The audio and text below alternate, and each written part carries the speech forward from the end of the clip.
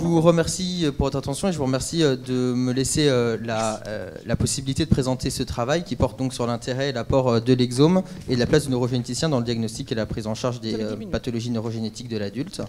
Je ne reviens pas sur les intérêts et les limites de l'exome qui ont été expliqués précédemment. Si vous avez une impression de déjà vu, c'est normal parce que nos résultats sont extrêmement similaires, et ce qui est assez rassurant concernant la fiabilité de ces résultats.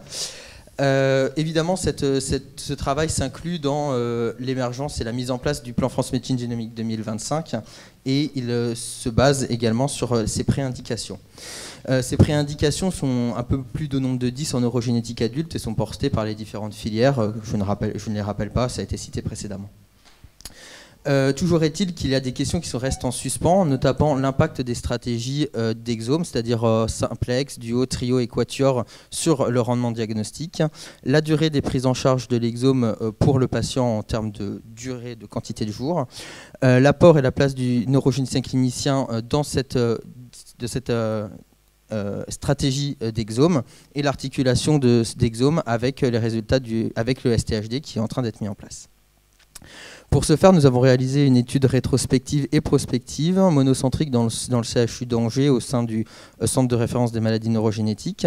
Les critères d'inclusion ont été donc les patients qui ont eu un exome, mais seulement les patients index, qui ont eu un exome dans ce centre, qui a été âgé de plus de 16 ans au moment de réalisation de l'exome, qui présentaient des présentations neurologiques plutôt d'allure neurodégénérative et ont été exclues les présentations plutôt d'allure neurodéveloppementale, avec une déficience intellectuelle inaugurale ou isolée et pour lesquelles nous n'avions pas les résultats de l'exome au 2 août 2021. Dans cette étude, il y a donc été inclus 73 patients.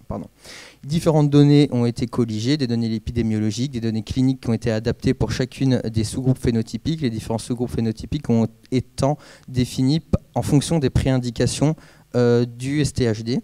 Des données paracliniques, des explorations géniques préalables à l'exome et des données de parcours de prise en charge, notamment des temps et des durées entre les différents temps de la prise en charge, c'est-à-dire entre le moment de la RCP qui décide de la réalisation de l'exome et de la réalisation technique de l'exome, du compte-rendu moléculaire, de l'émission du compte-rendu moléculaire final et de la consultation d'annonce au patient.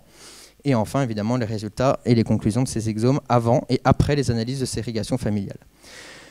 Dans notre cohorte, il y a donc eu 10 sous-groupes phénotypiques. La majorité de ces sous-groupes, la majorité des patients avaient donc pour 40% des ataxies spinocérébelleuses, mais également 20% avaient une pathologie neurodégénérative avant 55 ans. C'était donc des pathologies qui présentaient au moins deux grands cadres de pathologies neurologiques différentes. L'âge moyen au début de la symptomatologie était d'environ 20 ans, alors que l'âge de réalisation du WES était de 42 ans. Il y a donc un temps, à peu près 20 ans entre le début des symptômes et la réalisation de l'exome. Ça peut s'expliquer par la mise en place de l'exome qui n'est faite que ces dernières années, mais également par la caractéristique des pathologies neurogénétiques qui sont souvent de début insidieuses, relativement d'évolution lente, et donc qui font que les patients consultent de façon retardée les praticiens et voient le neurogénéticien de façon encore plus retardée. Dans notre cohorte, il y avait 57% de cas sporadiques et donc 43% de cas avec antécédents familiaux. On est globalement assez homogène au niveau de la répartition. Concernant la caractéristique des exomes, 53 ont été réalisés en simplex, 12 en duo, 32 en trio et 3 en quatuor. 3% en quatuor, c'est des pourcentages. À noter également que dans notre cohorte, et c'est probablement une des limites de cette étude, il y a eu très peu d'exomes réalisés en première intention, à contrario de la présentation qui a été faite au préalable. Donc pour les résultats avant ségrégation, les exomes ont été positifs dans 26% des cas environ, et après ségrégation dans 42,5% des cas. Ce rendement est donc un rendement diagnostique qui est globalement bon et qui semble fiable car il est totalement reproductible par rapport à la présentation précédente qui est quand même de design très similaire. C'est un rendement qui semble en neurogénétique adulte un rendement meilleur que d'autres indications comme par exemple les troubles du spectre autistique. Concernant les différentes approches avant et après ségrégation, on voit que l'exome en simplex a un taux de positivité qui est faible, de 15,38%, mais qui profite énormément des analyses de ségrégation familiale pour augmenter à 38%.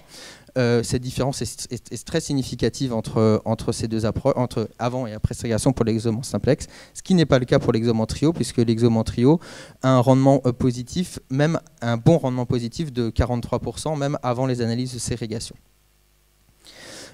Pour les différents sous-groupes phénotypiques, les résultats sont globalement assez cohérents avec la littérature, et on peut noter que pour les ataxies spinocérébelleuses, on est à peu près à 40% de rendement diagnostique, ce qui est assez cohérent, et on voit l'évolutivité de ce taux en fonction des années de 2013 à aujourd'hui. Le taux a augmenté, est passé de 25 à 40%.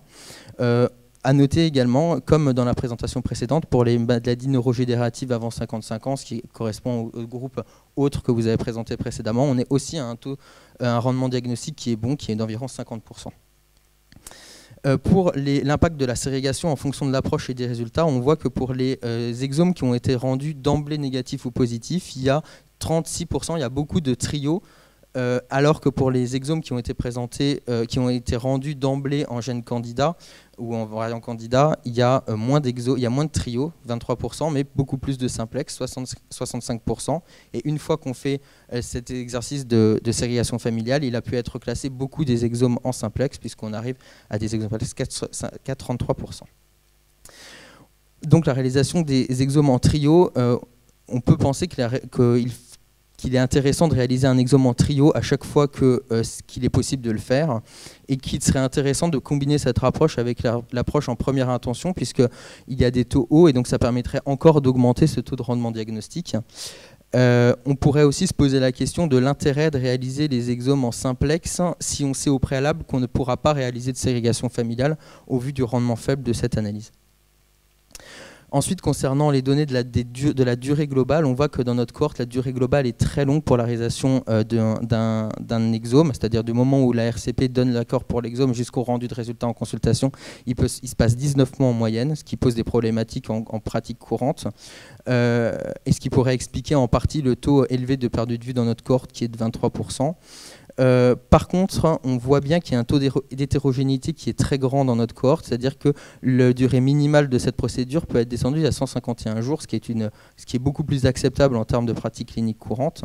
Et on voit que quand on compare les durées entre des groupes, des exomes qui ont été rendus de façon positivement ou négativement d'emblée, et les exomes qui ont été des exomes douteux, avec des gènes et des variants candidats, il n'y a pas de différence significative dans notre cohorte. C'est pas ce qu'on a constaté, c'est pas ce qu'on constate en pratique clinique. On voit bien que ces exomes-là qui ont des variants candidats sont des exomes qui durent plus de temps parce qu'il faut faire d'autres analyses supplémentaires. Je pense que c'est des grandes hétérogénéités, et c'est parce qu'il y a eu une grosse approche rétrospective de notre cohorte qui fait que cette différence, elle ne sort pas au niveau statistique. Ensuite, on s'est aussi intéressé à analyser l'impact d'un praticien avec une activité dédiée pour l'exome dans un service, et on voit que cet impact il est intéressant puisqu'il permet de réduire de 66% la durée de prise en charge pour ces patients, et donc de réduire à tous les niveaux ces durées de procédure. Pour répondre à la question de tout début de journée, pour l'activité de la RCP, c'est donc l'activité de la RCP Grand Ouest j'ai repris tous les dossiers de 2016 jusqu'au premier semestre 2021. Il a été présenté, alors ça c'est des présentations mensuelles, donc on voit qu'en 2016 il était présenté environ 5 dossiers mensuellement, et qu'aujourd'hui il est présenté environ 7 à 8 dossiers mensuellement, et quand un praticien s'occupe vraiment à temps plein de la RCP, on augmente vraiment le nombre de dossiers présentés. On voit que le taux passe de 6 à 16 dossiers mensuellement présentés. Donc la présence d'un praticien qui a une activité dédiée à l'exome dans un service est un excellent moyen d'optimiser et de fluidifier la prise en charge diagnostique et de réduire l'impasse et l'errance diagnostique. À noter d'autres résultats, on a dans notre cohorte eu un faux positif, c'est-à-dire un exome qui identifiait un VSI, donc un classe 3 pour une patiente qui n'a pas été retrouvée en confirmation Sanger, et également un WES qui a été rendu comme négatif, et qui, après la reprise du dossier, la réalisation d'autres analyses, il a été mise en évidence une expansion pathologique de triplet, C'est donc, il faut faire attention à ces exomes de certaines limites. En conclusion, on peut dire que l'exome en neurogénétique adulte a un très bon rendement, qu'il faut privilégier les approches en trio et des combinatoires peut-être avec des approches en première intention pour encore augmenter ce rendement, que la durée peut être longue mais qu'elle peut être réduite si un praticien s'en occupe à plein temps. Il faut encore que l'exome trouve sa place avec le STHD dont on n'a pas encore énormément de résultats, mais je pense que s'il faudra aussi apprécier et articuler la prise en charge entre les deux techniques. Et donc en conclusion, c'est un très bon outil pour réduire l'impasse diagnostique et surtout dans le contexte actuel d'émergence des thérapies géniques et de médecine personnalisée. Je voulais remercier toute l'équipe, professeur Verny, professeur Bonneau, toutes les équipes, Guy Deners aussi, et toutes les équipes du CHU d'Angers, au service de génétique et de neurologie adulte, qui m'ont beaucoup aidé pour ce travail. Merci beaucoup. Très bien, jouer le jeu, c'est parfait. On a, puisqu'on avait commencé un tout petit peu en retard, on a la place pour une question. Moi, j'en ai une. Non mais du coup, non mais en écoutant, je me suis dit, quand même, SCA36 qui fait 4% des ataxies dominantes, est-ce que vous l'excluez avant? SCA36, c'est un ORP56, c'est une expansion intronique. C'est parfois en mosaïque et assez difficile à mettre en évidence, donc il faut la chercher. Hein. Du coup, oui, c'est ça. C'est que quand on la cherche, là, il n'y avait quasiment pas eu d'exome en première intention, donc ça a été éliminé dans la plupart des cas. SCA36, vous le faites en... s'il y a le... Il faut le rajouter sur les ataxies, on n'a rien trouvé parce que ça fait vraiment... ça fait sens, en tout cas, moi je trouve. Nous, jusqu'à très récemment, on le faisait a posteriori. Et là, maintenant, on est en train de se dire qu'on va faire polyglutamine plus qu'attentrice pour tous les peu dominants et faire les exomes après, parce j'en ai mis un dans ma présentation, on en a retrouvé un autre après. Il y en a peut-être plus que ce qu'on croyait. Oui, Cécile Cazeneuve avait fait ça juste avant de partir à Lyon et elle avait trouvé en 4% et on ne compte pas ceux qui sont en mosaïque. Oui, c'est un prérequis. Prérequis, oui, il faut le faire maintenant. Oui, on l'a mis, mais oui, on l'a mis. Qui veut poser une question?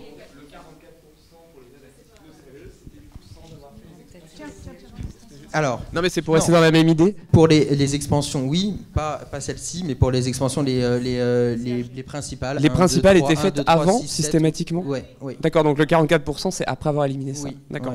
Ouais. Ah oui, il faut faire les CAG.